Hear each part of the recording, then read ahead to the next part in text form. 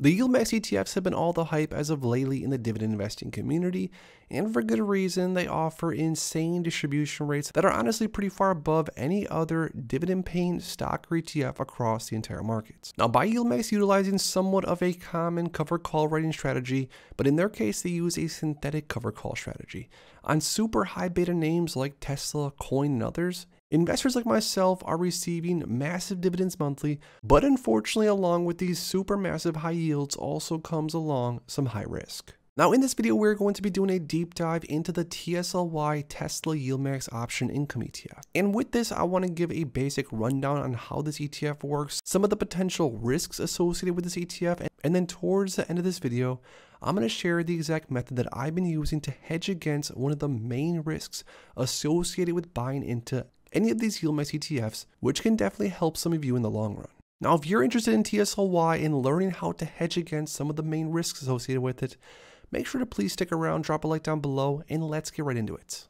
So heading right over to the YieldMax ETF website, the TSLY or the YieldMax Tesla Option Income Strategy ETF currently has a distribution rate of 60.06%. Yes, you heard me right, 60% distribution rate, which is once again, like I said earlier, pretty much unheard of across the entire stock markets. Now, the small print says the fund does not directly invest into TSLA. And I've made videos on my channel in the past about TSLY, so make sure to pop around on some of my other videos if you aren't exactly sure on how this ETF works and want to learn more about it. But in this video, we're going to be giving a strategy on how to trade and how to play this. It then says investing in the fund involves a high degree of risk. Issuer-specific attribute may cause an investment in the fund to be more volatile than traditional pooled investments, which diversifies risk or the market generally. It then importantly says the fund strategy will cap its potential gains if Tesla shares increase in value. The fund strategy is subject to all potential losses if Tesla shares decrease in value, which may not be offset by some of the income received by the fund or the premium. The fund may not be suitable for all investors. So I think it should pretty much go without saying, but for investors out there that are interested in buying into an ETF that has a 60% distribution rate, I mean, come on, there's probably going to be some risks associated with it. And we're going to talk about that here in a second. But also very important, looking at the distribution details. Since this ETF's inception, I have got to admit, even I thought that maybe this thing was a little bit too good to be true. And again, this ETF has only been around for so long. So in the future, we're going to have to come back to this video and see maybe what we think of this ETF and how it's performed over a longer time frame. But so far, this ETF has done quite decent. For example, back earlier this year in February, this ETF paid a 90-cent dividend. Keep in mind, this is a monthly dividend for an ETF that costs around $12 or $14 per share. Then in March, a 90-cent dividend again, then an 82-cent dividend, a much smaller 44-cent dividend, which still, relatively speaking, is massive. An 80-cent dividend, a $1.06 dividend back in July, in August, 83 cents, then back in September, 58 cents, 58 cents back last month, and then this most recent dividend was 58 cents again. So the last 3 months have been pretty consistent around 58 cents, which still is offering a massive yield if you were to annualize it out. But now to get into the fun part and some of the risks associated with this ETF and pretty much all cover call ETFs across the board. Because of the cover call mechanism, there's going to be a capped upside, but not necessarily a capped downside. So because TSLY does track or reference Tesla, the way that Tesla trades within a given time frame, this ETF of course is going to trade pretty much along with it within reason. But once again, like I just said, if Tesla moves up aggressively, this ETF isn't necessarily going to be able to follow because of the cover call mechanism. So with that mechanism, this ETF sort of has some danger associated with the price return of it.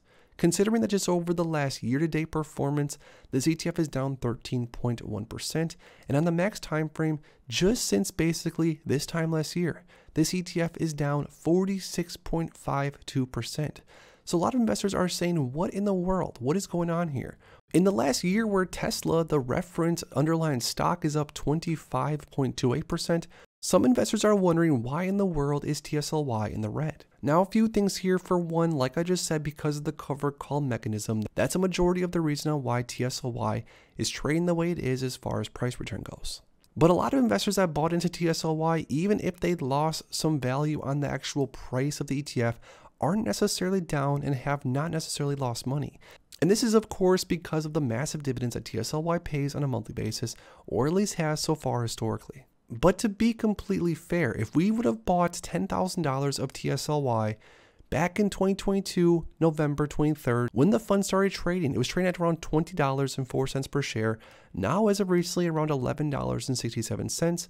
So this means that the total return since inception, as of right now, an investor would have a total return of 2.03%, where if an investor would have bought into the S&P 500, they would have had a 13.28% return over the same time frame. Which brings me into the strategy that I've been using over the last few months now, and that have been working out pretty well for me. Because one of the biggest, scariest realities of buying into something like TSLY is of course the reality of the ETF price decay. What I've been doing personally is selling covered calls on this covered call ETF. Now hear me out. For example, when TSLY was trading at around $14 or so per share, I bought 100 shares of TSLY for around $1,400, and then what I did is I sold a $12 covered call and earned around $250 in premium. Now with the $250 of premium, I'm pretty much securing the fact that even if TSLY within this given time frame moves down $1, $2, $2.50 per share, which is quite a big decrease, I would still be just fine because from selling that covered call, I would be protected by the premium. Now, as you can see as of filming this video, the option that I sold months back at around $250 is currently valued at around $40, which means I'm currently up massively on the covered call. And this is because within the given time frame, TSLY did exactly what I expected it to do. TSLY did exactly what I hoped it would probably do within the time frame, was slowly decay and slowly drop a few dollars, which means that in this time frame so far, I was able to not only receive the dividends on a monthly basis, which I've been receiving, but also I'm actually not down on the play, even though TSLY dropped in share price, because I've been essentially shorting it all the way down from $14, which it's trading right now at around $11.63. Now, some of you might be saying, well, you sold a covered call on TSLY at $12 when it's trading at $14, and even though you earned $200 or $250 in premium, what would have happened if TSLY would have rocketed up to $15, $16 per share?